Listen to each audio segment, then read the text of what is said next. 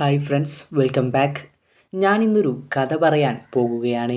ഒരുപാട് കാലം പിറകിലേക്ക് നമ്മളെ കൊണ്ടുപോകുന്ന കഥ. ദിനോസറുകൾ വീണ്ടും പുനർജീവിച്ച അത്ഭുതകരമായ കഥ. Jurassic world.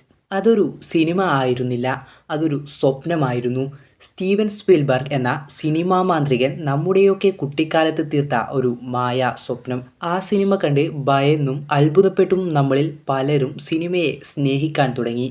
1999 Jurassic park release ചെയ്തത്. ലോകമതിനെ ഇരു കൈയും നീട്ടി സ്വീകരിച്ചു. സിനിമയിൽ ദിനോസറുകളെ കാണിച്ച രീതി അന്ന് ആരും തന്നെ കാണിച്ചിട്ടില്ലാത്ത ആനിമെട്രോണിക്സും CGIയും കൂടി ഒരുമിച്ച ആ ഒരു വിദ്യ, അതൊരു വിപ്ലവം തന്നെ ആയിരുന്നു. എന്നാൽ കൃത്യം 4 വർഷങ്ങൾക്ക് ശേഷം 1997 ദ ലാസ്റ്റ് വേൾഡ് എന്ന ജുറാസിക് പാർക്കിൻ്റെ രണ്ടാം ഭാഗം ഇറങ്ങി. ഈ സിനിമയും സംവിധാനം ചെയ്തത് സ്റ്റീവൻ സ്പീൽബർഗ് തന്നെ ആയിരുന്നു. ആക്ഷൻ രംഗങ്ങൾ കൂടി, ദിനോസറുകളുടെ എണ്ണവും കൂടി. പക്ഷേ ആദ്യ സിനിമ തന്ന ആ ഒരു ഭയവും ആകാംക്ഷയും ഇതിനുണ്ടായിരുന്നില്ല. ഈ ഒരു സിനിമ ഒരു സ്റ്റാൻഡേർഡ് മോൺസ്റ്റർ മൂവി പോലെ ആയി മാറി. ഡി-റെക്സ് ഒരു നഗരത്തെ ആക്രമിക്കുന്ന രംഗങ്ങൾ കണ്ടിരുന്ന് നമ്മൾ ആവേശം കൊണ്ടിരുന്നുവെങ്കിലും കഥാപാത്രങ്ങൾക്ക് ആദ്യ സിനിമയെപ്പോലുള്ള ആ ഒരു ആഴം നഷ്ടപ്പെട്ടിരുന്നു. എന്നാൽ 2001 ജുറാസിക് പാർക്ക് 3 എന്ന സിനിമയോട് കൂടിയാണ് ഈ ഒരു ഫ്രാഞ്ചൈസിയുടെ നിലവാരം താഴേക്ക് പോവാൻ തുടങ്ങിയത്. ആദ്യ 2 സിനിമയുടെ സംവിധായകൻ സ്പിൽബർഗ് ആയിരുന്നില്ല ഈ ഒരു സിനിമ സംവിധാനം ചെയ്തത്. അതിൻ്റെ കുറവും സ്ക്രീനിൽ വ്യക്തമായിരുന്നു. ഒരു കുടുംബത്തെ രക്ഷിക്കാൻ വേണ്ടിയുള്ള ഒരു സാധാരണ ദിനോസർ വേട്ടയായി മാറി ഈ ഒരു സിനിമ. ഇതിലെ ദിനോസർ രംഗങ്ങൾ ആവേശമുണ്ടാക്കിയെങ്കിലും അതൊരു ടിപ്പിക്കൽ ദിനോസർ ചേസ് മൂവിയായി ഒതുങ്ങി. ആകെപ്പാടെയുള്ള പോസിറ്റീവ് എന്ന് പറയുന്നത് അലൻ ഗ്രാൻഡിൽ ഇതിൽ തിരിച്ചു വന്നു എന്നുള്ളതാണ്. പിന്നീടുള്ള നീണ്ട 14 വർഷം ജുറാസിക് പാർക്ക് എന്ന പേര് സിനിമാ ലോകത്തിൽ നിന്നും അപ്രത്യക്ഷമായി. ആ ദിനോസറുകളുടെ അലർച്ച നമ്മളുടെ ഓർമ്മകളിൽ മാത്രമായി മാറി. എല്ലാവരും കരുതി ജുറാസിക് പാർക്ക് എന്ന ഫ്രാഞ്ചൈസി കാലഹരണപ്പെട്ടു എന്ന്. എന്നാൽ 2015 ജുറാസിക് വേൾഡ് എന്ന പേരിൽ ദിനോസറുകൾ വീണ്ടും തിരിച്ചെത്തി. ലോകമെമ്പാടുമുള്ള സിനിമാ പ്രേമികൾക്ക് അതൊരു പുനർജന്മം പോലെ ആയിരുന്നു. ആദ്യ സിനിമയുടെ ഒരു പുനരാവിഷ്കാരം. അടച്ചുപൂട്ടിയ പാർക്ക് വീണ്ടും തുറന്നു. പുതിയ ദിനോസറുകൾ, പുതിയ കാഴ്ചകൾ. ഈ ഒരു സിനിമ വലിയ സാമ്പത്തിക വിജയം തന്നെ നേടി. $1 ബില്യൺ മുകളിൽ കളക്ഷൻ നേടിയതോടെ ഈ ഒരു ഫ്രാഞ്ചൈസിക്ക് ഇപ്പോഴും ജീവനുണ്ടെന്ന് അവർ തെളിയിച്ചു. എന്നാൽ ഒന്ന് ശരിക്ക് ആലോചിച്ചാൽ ഈ ഒരു പുതിയ കാലഘട്ടത്തിലെ സിനിമകളിലാണ് ഈ ഒരു ഫ്രാഞ്ചൈസിക്ക് അതിൻ്റെ ആത്മാവ് നഷ്ടമായതെന്ന് മനസ്സിലാകും. ജുറാസിക് വേൾഡിന് ശേഷം അനവധി സിനിമകൾ. ഒന്ന് ശ്രദ്ധിച്ചു നോക്കൂ, എവിടെയാണ് അവർക്ക് പിഴച്ചത്?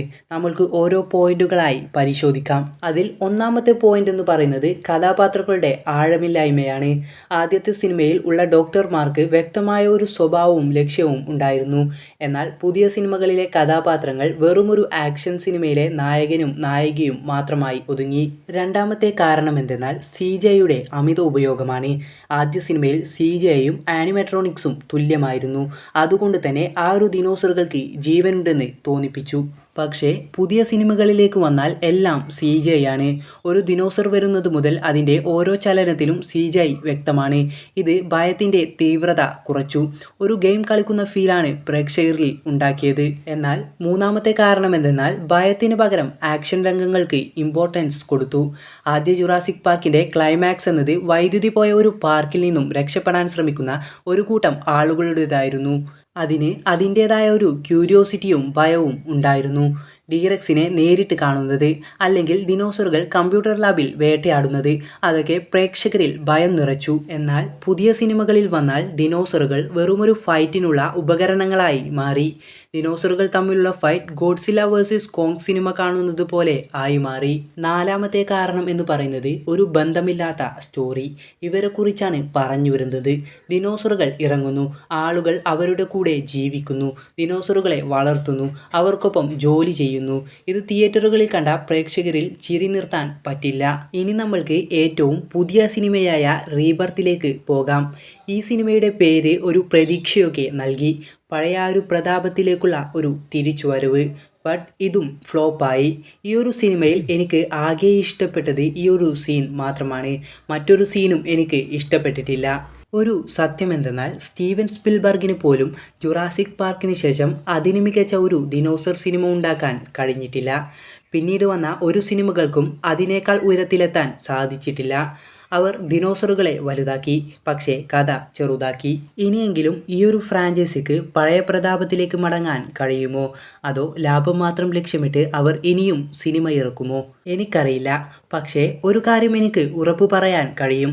എത്ര പുതിയ സിനിമകൾ വന്നാലും ആ 1993 ജുറാസിക് പാർക്ക് എന്ന സിനിമ നമുക്ക് തന്ന ആ ഒരു അനുഭവം അത് നമ്മളുടെ ഹൃദയത്തിൽ നിന്നും ഒരിക്കലും മാഞ്ഞു പോകില്ല.